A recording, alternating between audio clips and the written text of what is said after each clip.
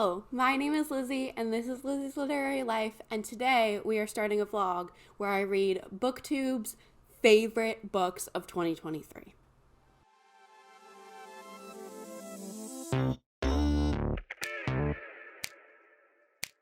So a lot of people do a video like this, but the way that I did it was every favorites video that popped up in my subscription box. I didn't go to ones that I'm not subscribed to, but everyone that I'm subscribed to who posted a favorites video, I wrote down all of those favorites in a spreadsheet and I found what were the most common.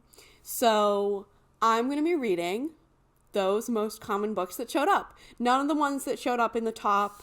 I'm going to be reading the top 4 because the numbers 3 and 4 were tied. And none of them I had read before. So we're just going to go for those 4. And I think it's a pretty good representation of what BookTube liked last year. It feels, even though it was just my subscription box, I'm subscribed to pretty widely, so I think it's a good representation. So let's just get into what I'm going to be reading. With no surprise at all, the top book that was mentioned with 8 mentions of how many videos did I watch? That's something to figure out later and maybe put on the screen, and also probably not. The top book with 8 mentions was Fourth Wing by Rebecca Yarros. No surprises there. Everyone knew this was going to be here. It's so popular, I couldn't even get it from my library. I've had it on hold for like a month and it has not come in. My physical library, where I usually get stuff pretty fast. So I will be listening to this one on audio because it's on Everand. This I don't think I'm going to like, which is actually kind of a theme here with these books. I don't know. I haven't read a lot of fantasy romance, actually. I was going to say I'm not a fantasy romance girly, but I really have not read any.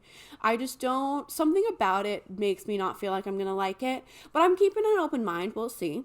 And then the second most mentioned book with 5 mentions was Yellowface by R.F. Kuang, which I actually am really, really excited to read because I love R.F. Kuang.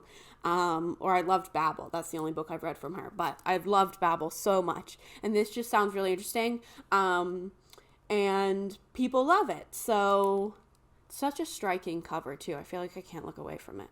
So I will be reading this and I'm very excited to read it. And then tied both with 4 mentions, we have Happy Place by Emily Henry and The Serpent and the Wings of Night by Carissa Broadbent. These two, let's start with this one. I have never liked an Emily Henry book. I read People We Meet on Vacation, I hated it. I read Book Lovers, I hated it. I have not read Beach Read, but I wasn't planning on reading any more Emily Henry because I never like her books. But we're reading Happy Place. I do love the cover. It's very pink, very beachy. That's my vibe. But not super high hopes for this one. And then this one, again, I don't know what to expect because of the fantasy romance element that I've never really read before. But this one I have higher hopes for than Fourth Wing. I've heard that it's more focused on the fantasy and it's like a slow burn romance, which I think might be better for me. Honestly, I don't know. We'll see when we start reading them. So these plus Fourth Wing are the books that I'm going to be reading for BookTuber's favorites. And then I thought about doing a bonus. So I also cataloged BookTuber's worst books of 2023.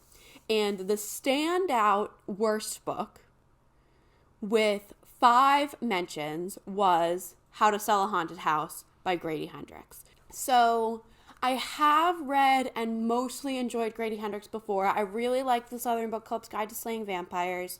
I thought Horror Store was fun. So we'll see. People don't like this book, but I'm not mad about reading it because I think I'm going to like it more than some of the ones that were favorites. So we'll see. So that's the last book I'm going to be reading for this vlog. So there's 4 books I'm going to be reading in this vlog. And I mean, that's totally a lie. There's 5 books I'm going to be reading in this vlog. Fourth Wing and How to Sell a Haunted House on audio. And then these 3. So we'll jump right in and I'll let you know when I'm going to start first.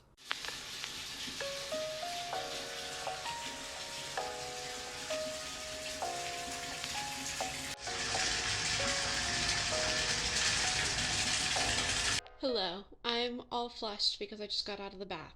But I started Happy Place, and I actually don't dislike it, which is shocking because I've really disliked the other two Emily Henry I've read. So I'm not that far in. I'm this far in, but I like the setting. I think the premise is fun. It's like good. It's my kind of vibe, you know, like the summery, beachy type situation with like a little bit of sullenness, if that makes sense. The premise is that it's a little contrived, but it like works well enough. This couple that was engaged broke up and they didn't tell any of their friends, and then they get invited to this like one last trip with all their friends, and they both have to go, and so they're pretending to still be together for this trip so they don't ruin it for their friends. And I just think it's pretty fun. And the characters I haven't really gotten to know them yet, but I don't dislike them right away, so that's good. And it's a fun vibe so far, which is I'm pleasantly surprised.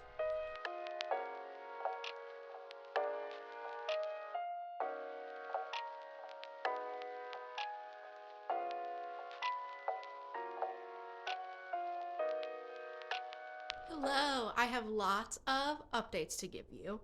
First off, I did finish Happy Place, and I returned it to the library, so I don't have it in my hands anymore because it was overdue. I had to finish it fast. I ended up giving it 3.5 stars, which is really good. That's good for a romance, and it's really good for an Emily Henry romance because I really have not given those above a 2-star before. 3.5 for me is like, it was good, I liked it, but not in any sort of special, even 4-star way, just like it was fine, I liked it. I liked the friendship dynamics the most, I think. And I liked that there wasn't too much smut, that like, there wasn't even that much like tension. It just was like these two people finding their way back to each other, I thought was really sweet. And I liked the vibes and the friendship dynamics and the setting, I thought was really fun. So yeah, I liked it in general. I can see why people like it. My favorite Emily Henry book so far, but also like, because of that, I can see why other people might not like it, because it's kind of different from the others, I think, but I don't know. And then I am also making my way through the audiobook of Fourth Wing, which did come in from the library. It's a very shiny cover. But I've been listening to it on audio. It is a chunker. Small text too. It's a long audiobook. This one, I can see why people love it. I really can. I can totally see why people love it because it's very engaging. The audiobook narration is excellent. And it just is very like exciting. And so I definitely see why it hooked so many people so fast. It's not necessarily my cup of tea because the romance is too intense and angsty for me, especially in an audio format. I'm just not enjoying it. It feels very like teen angst, even though they're not even teenagers. Teen angst, but with sex. It's like, I don't know, not my personal taste. And then the fantasy elements, it feels like it's mostly action sequences, which are not my thing. But I am engaged. I definitely want to keep listening. And while I'm listening to it, I'm like, yeah, because it's very exciting. It's very engaging. So that's my review so far. I'm actually like 85% of the way through this. And I haven't updated you yet, so apologies for that, but I will give a final update with a rating when I finish. I've heard that the ending is really crazy, and that's why everyone was really anticipating Iron Flame and then was disappointed by it. So we'll see if the ending makes me want to continue the series, because right now I'm not feeling like I want to continue the series. But yeah, this is a book that I can see why people love. And then finally, I have begun The Serpent and the Wings of Night. I'm just this far into it. So far, I like the vibes. It's fun. It's angsty, but like in an intriguing way, not in like a romance angst, because there hasn't been any romance yet, which I appreciate. I think this is a fantasy romance, light on the romance, heavy on the fantasy, which definitely sounds more up my alley. We've got some trials, we've got our world building set up and our character, and it's fun. It's fun. I'm enjoying it so far, but I'm really not very far in, so I can't tell you very much about it.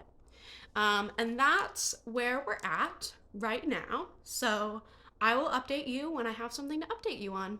Hello, excuse the dishwasher going, but I just finished Fourth Wing. And I'm giving it 3 stars, which I feel like is an unpopular opinion just because I feel like everyone either loves it or hates it. But I thought it was okay. I thought it was fine. I think I can totally, like I said, everything I said before still stands. I totally see why people love it. I totally see why people hate it. I just kind of loved parts of it and hated, well, I didn't love any of it. I liked parts of it and hated parts of it. And overall, it was just kind of fine. I don't feel the need to continue the series, but maybe I will. I'll put it on my series spreadsheet for a while. Maybe I will continue the series. Because I am curious about a couple of the like fantasy elements, and the ending was pretty intriguing. So I guess I'll continue the series, but I don't feel like I need to right away, like I think a lot of people felt. So yeah, that's Fourth Wing. The next audiobook I'm going to start, I'm still working on The Serpent and the Wings of Night physically, but I'm going to start my audiobook of How to Sell a Haunted House soon, so I'll give you an update on that once I have that. And then this is still going well. I think I've met the love interest, but I'm not mad about it because one thing that I disliked in this one was like I didn't see why they were together necessarily. Like it was like, oh, he's attractive and forbidden, therefore we must be together. Like it just kind of felt like there wasn't, and like yeah, I guess there was chemistry, but it didn't feel like there was a reason for them to be together. And right away, immediately as soon as she saw him, she was like, I'm falling for this guy. Like I don't know if she said that so dramatically, but she was attracted to him at first sight, which I guess makes sense, but it didn't sit right with me. Whereas this one, I think he's the love interest just because he's the major male main character right now, or major male character right now. But I don't see she doesn't see him that way at all yet. So I'm interested to see how that develops in this one. But yeah, How to Sell a Haunted House next. And then we will finish out, and then I'll continue working on this, and we will finish out the vlog with Yellowface after that.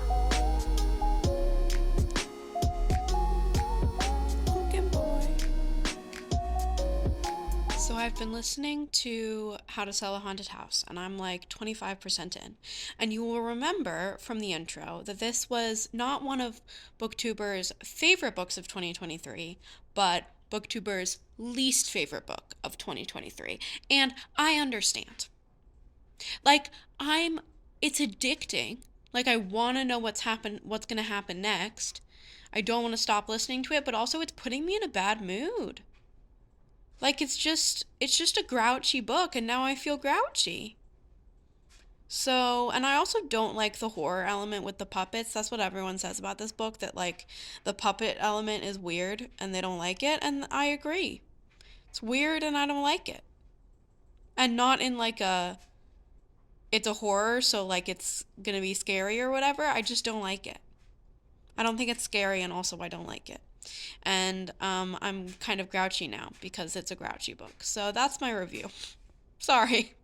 I guess I'll continue listening to it, but it's not impossible that I will DNF.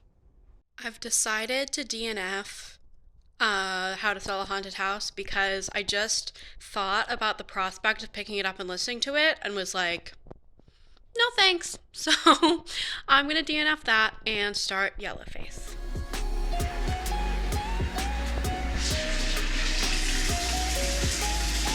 So I did finish The Serpent and the Wings of Night the other night. And I gotta say, the ending really got me. Like it got me. It was a good ending. It was a really good ending. And now I'm excited to read the sequel, even though I haven't heard as good things about that one. But I'm excited to read the sequel because the ending was good. And I ended up giving it 4 stars, which is like very solid. And this vlog is going like shockingly better than I thought it would. So yeah, I realized that I haven't been telling you what these books are about because like they're so popular, I figure everyone knows, but like I didn't know what The Serpent and the Wings of Night was about before I read it. So I'm going to tell you. It's about vampires, a world with vampires, but our main character is a human who was raised by vampires. So she's a human, but her like father is a vampire. Her adopted father is a vampire. And um she enters this competition, this like basically fight to the death, Hunger Games style, except it's voluntary, with all these vampires and the winner gets like a gift from the goddess.